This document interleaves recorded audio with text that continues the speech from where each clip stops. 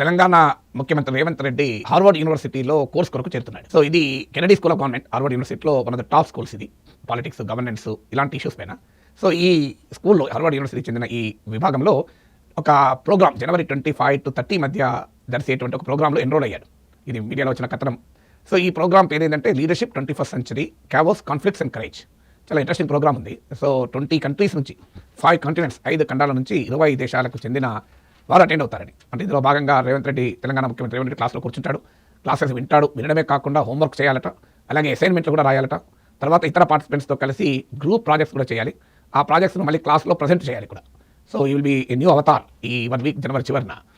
So అప్పటికే రాజకీయంగా కేసీఆర్తో కబడ్డీ ఆడడం, మెస్సీతో ఫుట్బాల్ ఆడడం, ఇప్పుడు హార్వర్డ్ యూనివర్సిటీలో చదువుకోవడం. So Revanth Reddy knows the art of reaching out to new generation. జెన్జీని రీచ్ కావడానికి బహుశా రాహుల్ గాంధీ కన్నా చాలా క్రియేటివ్గా రేవంత్ రెడ్డి వెళ్తున్నట్లుంది. బట్ అట్లీస్ట్ నేను ఎందుకు మాట్లాడాల్సి వస్తుందంటే ద వే ఈ ప్రోగ్రామ్ ఇస్ క్వైట్ ఇంట్రెస్టింగ్. ఎందుకంటే భారతదేశంలో ఇప్పటివరకు ఏ ముఖ్యమంత్రి కూడా ఐవీ లీగ్ ఇన్స్టిట్యూషన్స్లో లీడర్షిప్ ప్రోగ్రామ్ హాజరు కాలేదు.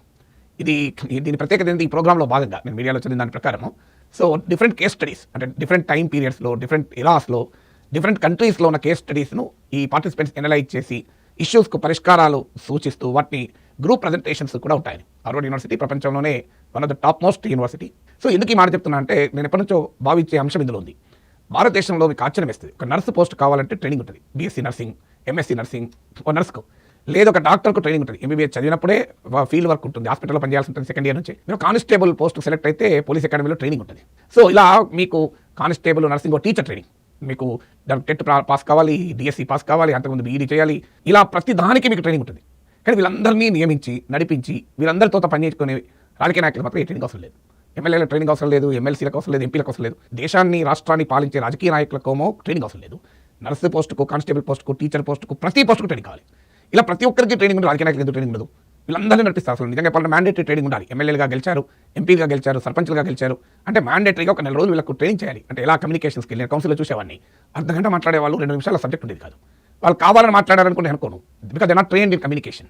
కమ్యూనికేషన్ కూడా స్కిల్. దానివల్ల మీరు ఆలోచించండి, ఎమ్మెల్యేలకు కన్సైజ్గా, ప్రిసైజ్గా, సూటిగా సబ్జెక్టుతో మాట్లాడడం నేర్పితే లెజిస్లేటివ్ ప్రొడక్టివిటీ ఎంత పెరుగుతుందో ఆలోచించండి.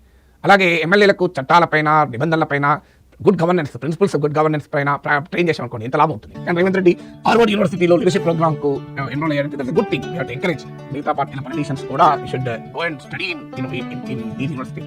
వరల్డ్ క్లాస్ ఇన్స్టిట్యూషన్ కనుక గ్లోబల్ ఎక్స్పోజర్, గ్లోబల్ లీడర్షిప్తో పరిచయాలు, networking, global best practices governance మనకు అలవాటైపోయింది. అది ఎక్కడో చోట మన పని విధానంలో కూడా రిఫ్లెక్ట్ అవుతుంది. మనకున్న ఎక్స్పోజర్ అనివార్యంగా మన పని విధానంపై ఎంతో కొంత రిఫ్లెక్ట్ అవుతుంది.